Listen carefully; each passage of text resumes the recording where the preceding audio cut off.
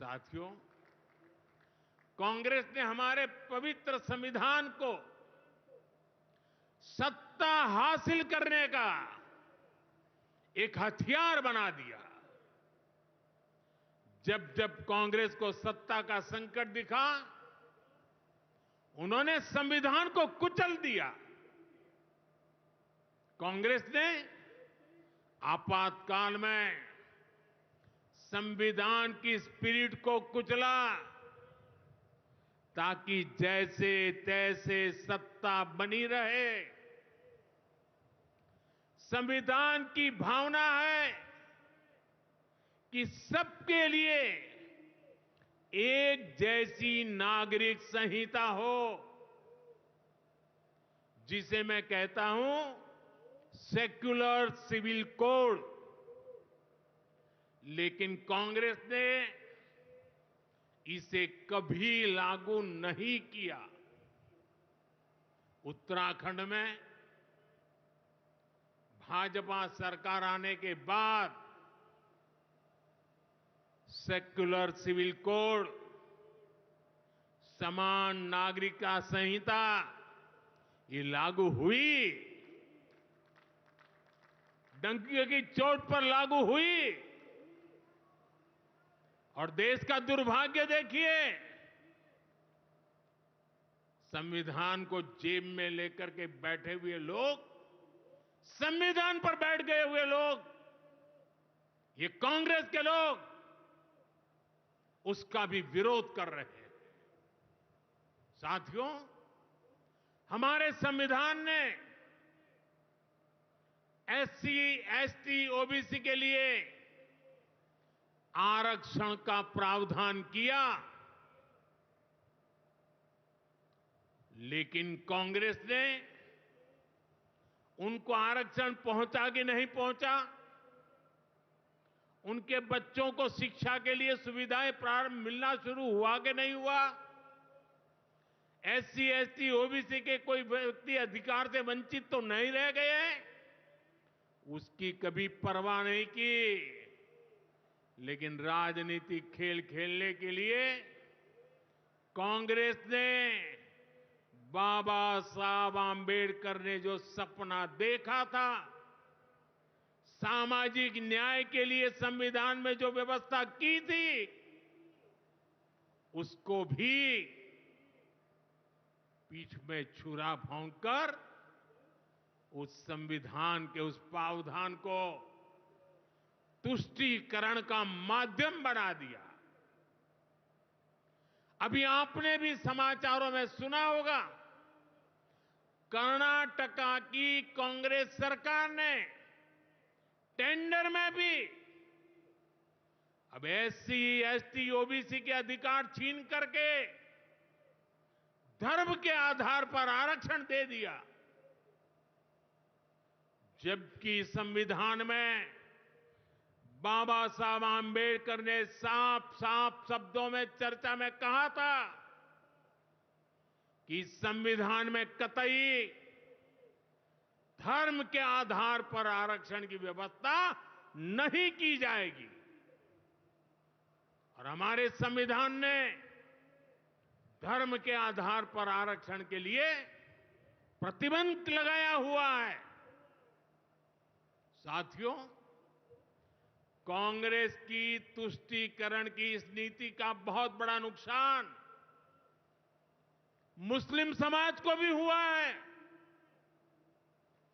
कांग्रेस ने सिर्फ कुछ कट्टरपंथियों को ही खुश किया है, बाकी समाज बेहाल रहा, अशिक्षित रहा, गरीब रहा। कांग्रेस की इस कुनीति का सबसे बड़ा प्रमाण वक्फ कानून है। देश आजाद होने के बाद 2013 तक वक्फ का कानून चलता था, लेकिन चुनाव जीतने के लिए, तुष्टीकरण की राजनीति के लिए, वोट बैंक की राजनीति के लिए 2013 के आखिर में आखिरी सत्र में कांग्रेस ने इतने सालों तक चल रहे वक्फ के कानून में आनन फानन संशोधन कर दिया ताकि चुनाव में वोट पा सके। वोट बैंक को खुश करने के लिए इस कानून को ऐसा बना दिया कि बाबा साहब आंबेडकर के संविधान की ऐसी की तैसी संविधान से ऊपर कर दिया। ये बाबा साहब का सबसे बड़ा अपमान का काम था। साथियों, ये कहते हैं कि उन्होंने मुसलमानों के हित में किया। मैं जरा ऐसे सभियों से पूछना चाहता हूं, वोट बैंक के भूखे इन राजनेताओं से कहना चाहता हूं, अगर सच्चे अर्थ से आपके दिल में मुसलमानों के लिए थोड़ी भी हमदर्दी है तो कांग्रेस पार्टी अपने पार्टी के अध्यक्ष मुसलमान को बनाए। क्यों नहीं बनाते भाई? संसद में टिकट देते हैं, 50% मुसलमानों को दो। जीत करके आएंगे तो अपनी बात बताएंगे, लेकिन ये नहीं करना है। कांग्रेस में तो कुछ नहीं देना है। देश के नागरिकों के अधिकारों को छीनना और देना, इनकी नीयत किसी का भी भला करने की कभी नहीं रही, मुसलमानों का भला करने की भी नहीं रही। यही कांग्रेस की अच्छी सच्चाई है। साथियों, वक्फ के नाम पर लाखों हेक्टेयर जमीन पूरे देश में है। इस जमीन, इस प्रॉपर्टी से गरीब का, बेसहारा महिलाओं बच्चों का भला होना चाहिए था। और आज ईमानदारी से उसका उपयोग हुआ होता तो मेरे मुसलमान नौजवानों को साइकिल के पंक्चर बना करके जिंदगी नहीं गुजारनी पड़ती। लेकिन इससे मुट्ठी भर भू माफिया का कोई भला हुआ। पसमानदा मुस्लिम इस समाज को कोई फायदा नहीं हुआ। और ये भूमाफिया किसकी जमीन लूट रहे थे? ये दलित की जमीन लूट रहे थे, पिछड़ों की जमीन लूट रहे थे, आदिवासी की जमीन लूट रहे थे, विधवा महिलाओं की संपत्ति लूट रहे थे। सैकड़ों विधवा मुस्लिम महिलाओं ने भारत सरकार को चिट्ठी लिखी, तब जाके कानून की चर्चा आई है। वक्फ कानून में बदलाव के बाद अब ये गरीबों से जो लूटा जा रहा है वो बंद होने वाला है।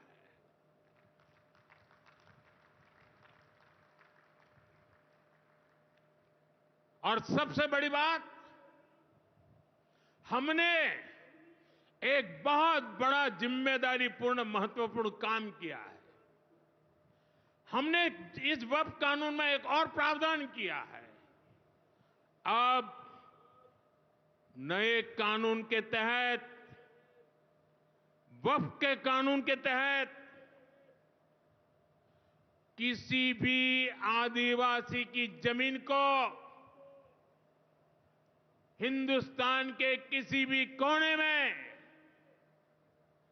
आदिवासी की जमीन को, उसके घर को, उसकी संपत्ति को ये वक्फ बोर्ड हाथ भी नहीं लगा पाएगा।